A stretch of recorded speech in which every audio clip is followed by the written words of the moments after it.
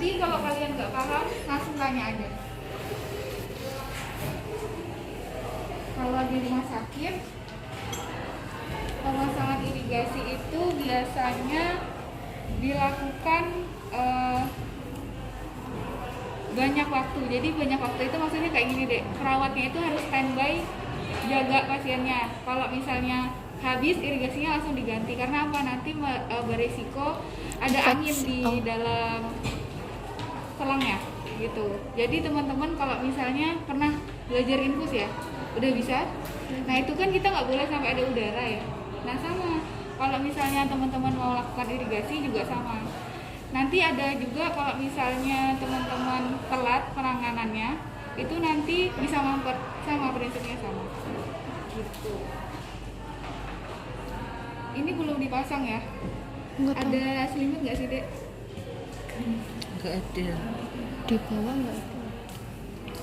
Jadi kalau misalnya ke pasien, nanti itu dijaga privasinya ya, karena ini berkaitan dengan organ intim ya Dek ya, jadi agak sensitif gitu. Yang udah belajar kateter, coba siapa yang ini pasang kateternya dulu? Kateternya dipasang dulu. Yuk boleh. Dipasang dulu kateternya. Pasang biasa apa? Iya biasa aja, langsung aja. Cewek mau cowok? Cewek.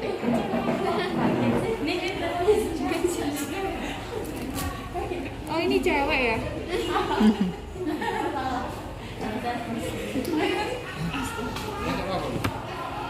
Bentar, ini jadi alasnya aja.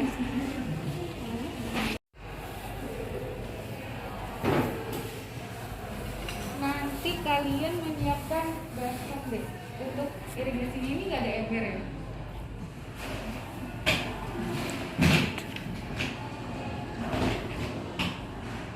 Embernya nggak ada deh.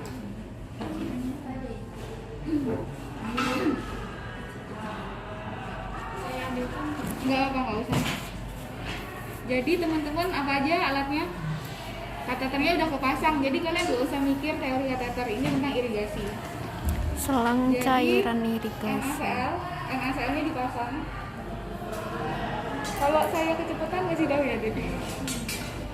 Ini saya belajarnya sesuai di lapangan aja. Nanti kalau untuk eval, gimana teman-teman sesuaiin sama di buku panduannya.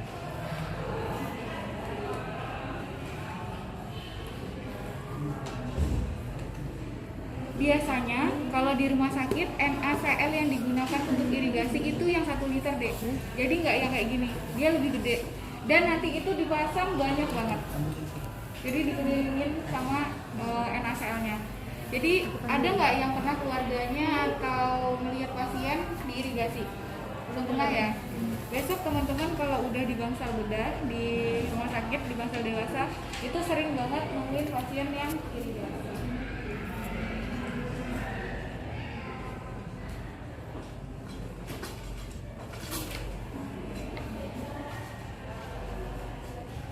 Tetap prinsipnya teman-teman harus steril bersih, terus cuci tangan dan lain-lain kayak gitu. Kalau kayak gitu saya udah percaya kalian bisa ya.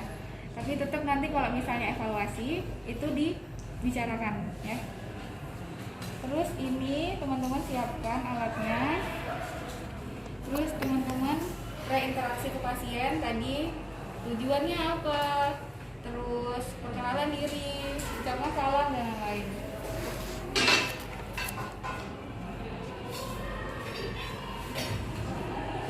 Nanti kalau misalnya irigasi beneran sama pasien ada embernya ya Dek, karena ini untuk irigasi itu nanti ditaruh di bawah kayak misalnya pemasangan kateter.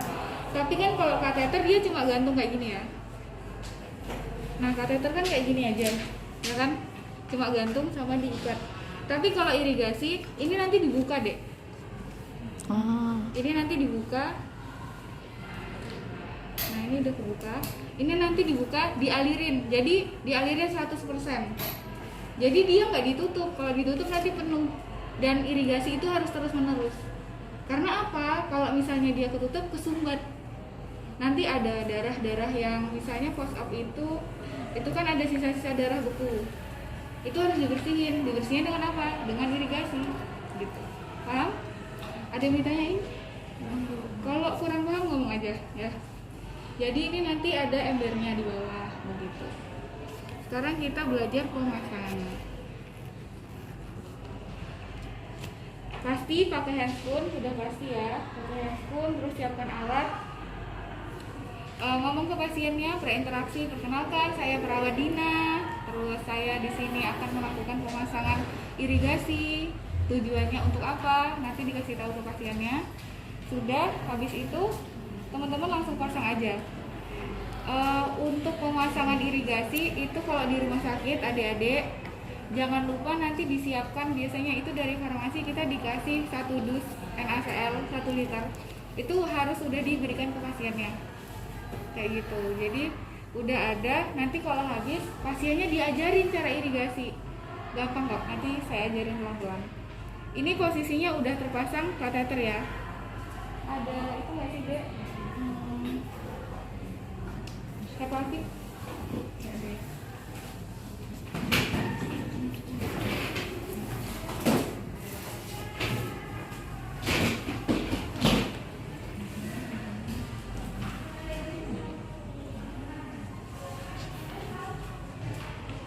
Ini semester 4 ya? Berarti angkatan pertama yang ada kelas internasionalnya. Iya.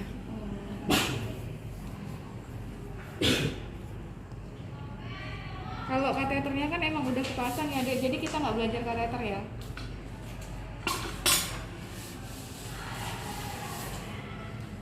Kan kalau kateter udah didep kayak gini ya kan. Terus nanti ada selang kateter. Selang kateter, terus nanti ada juga selang irigasi. Biasanya kalau pasien yang irigasi itu kayak gini ya, pakai 3-way. Kalau kateter biasanya di sini.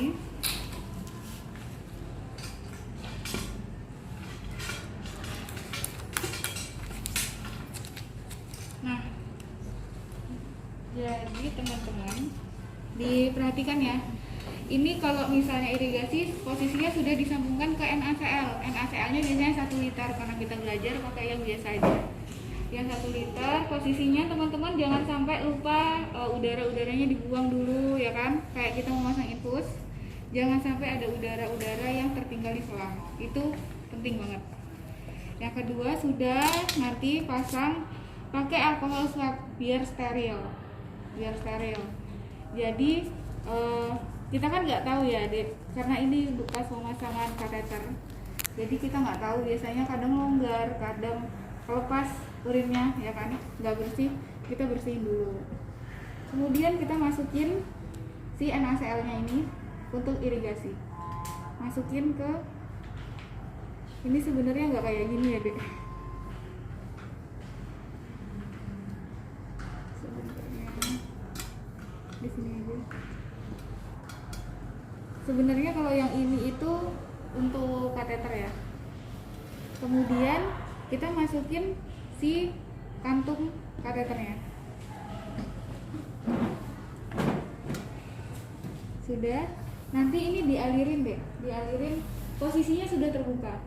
Jadi prinsipnya irigasi jangan sampai ini tertutup.